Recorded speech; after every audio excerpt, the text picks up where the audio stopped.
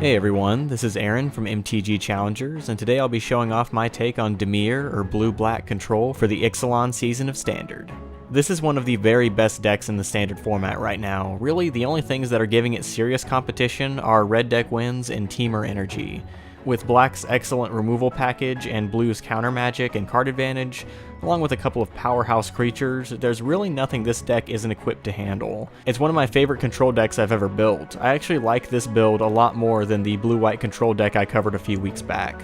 So without any further ado, let's begin our discussion of each card, starting with the creature base.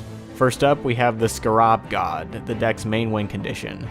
This is, without a doubt, the best creature in Standard Magic right now, and it's easy to see why. It just does so much. It scries and drains your opponent each turn, so you get a card advantage and they get closer to 0. It has a built-in way to increase those benefits by exiling cards from any graveyard, not just yours, and giving you 4/4 zombies to bash in with, and if they kill him, you get it back in your hand and can recast him the next turn. And on top of everything, it's a 5/5 body to attack and block with. There's nothing bad about this card, it's pure value through and through. We run 3 copies of him, which means that with all of our cantrips and card advantage spells, we'll see him just about every game. The other creature I have is Torrential Gearhulk as another 3 of. Amazing creature, not quite on the level of the Scarab God, but it's still a critical part of this deck. It's basically a Snapcaster mage that can bring the beats, which makes it really good. So we can flash him in whenever we want to, cast our removal spells, counter spells, card advantage spells, whatever we need to recur at the time. It's especially good since we run a lot of cycle cards, so we can cycle them to draw another card, and then recur the original spell with the Gearhulk later. So we get another spell, and then we have a 5/6 beat stick on the field that just wins the game on his own a decent bit of the time. It can only recur instant spells, but that's not a problem with this deck. Literally every single non-permanent card in the main board is an instant. No sorceries to be found here. And that is our creature base. Small, but both cards are really important to the deck's ability to close the game out. And now let's move on to the bulk of any control deck, the spells. First off, Fatal Push. Hands down, the best removal spell in Standard, and in my humble opinion, one of the best removal spells this game has ever seen, right up there with Lightning Bolt, Path to Exile, and Swords to Plowshares. It's just so cheap, so fast, and will kill anything in the early game and a fair bit in the late game. The Revolt will mostly be activated in the late game by an Evolving Wilds or a Field of Ruin, but if they are able to remove one of our big creatures, we can use that to our advantage. It doesn't quite reach the level of dominance in Standard that it has in Modern, where fetch lands make it basically unstoppable, but it is still an extremely efficient spell and easily earns 4 slots in the main board. Next, I have another playset, Censor, another really nice, efficient card that's pretty much always played in these kinds of decks. Counter something in the early to mid game for 2 mana, cantrip for 1 mana in the late game. Doesn't get much better than that. For some more counter magic, I have 3 copies of Essence Scatter in the main deck. When you really need a creature counterspell that doesn't give them an out, it's here and it does its job. Then I have one of the new additions from Ixalan, and really one of the key cards in the entire deck, the Search for Azcanta, 4 copies here. It's really cheap at 2 mana, lets you pseudo-scry every turn, which can actually be better than scrying because it gives you more targets for your Gearhulks because they go to the grave. And then once it's given you all that advantage, it transforms into a land, Azcanta the Sunken Ruin. Aside from just being another thing to tap for mana, which is always welcome in Control, you can activate it to get more card advantage out of it, more answers into your hand, and if you look at the top cards and you really just want to leave them where they are, if there's a God or a Gearhulk in there, you can just choose to put them back rather than sending them to the bottom, because there's a May clause. Really just a card advantage engine for the deck. And then, to counter anything and everything your opponent could do, we have 3 Disallow. Really the ultimate all-purpose counterspell in my opinion. It can counter a spell, activated ability, or triggered ability, all with no mana outs. Particularly strong against red deck wins, since they run obviously a lot of creatures, but also a lot of lands and creatures with activated and triggered abilities on them, so you can disrupt them in just ways that you really couldn't before. I also have 3 Supreme Will, which can either be mana leak for 1 more mana, or a Ruin activation with no restrictions on card type. More often than not, I'll opt for the second option there, just to be able to dig a bit into the deck to see if I can get a Gearhulk or a Scarab God in my hand. Next, I have Essence Extraction as a 2 of for some more direct removal.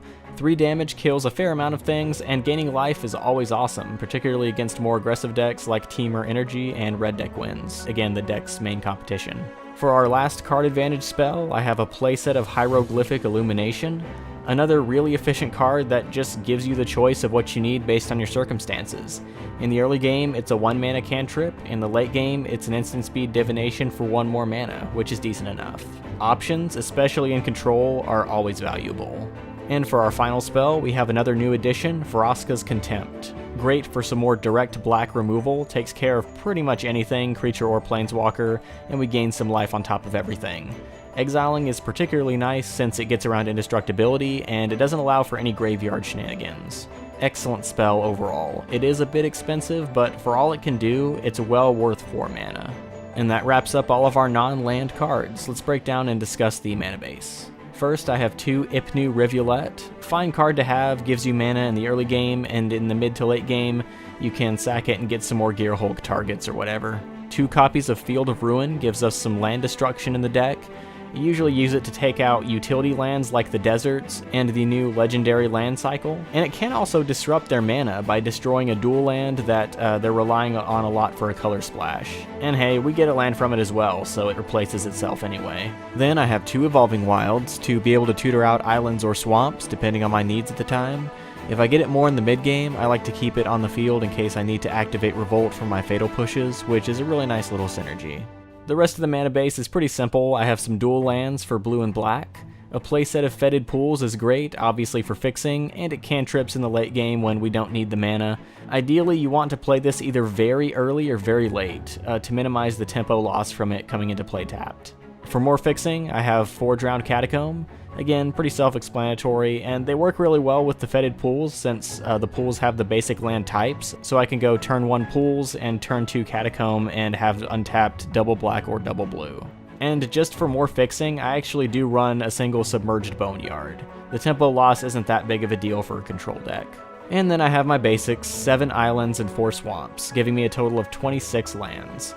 That might sound like a lot, but control really needs to have a lot of mana available to keep open as many options as possible.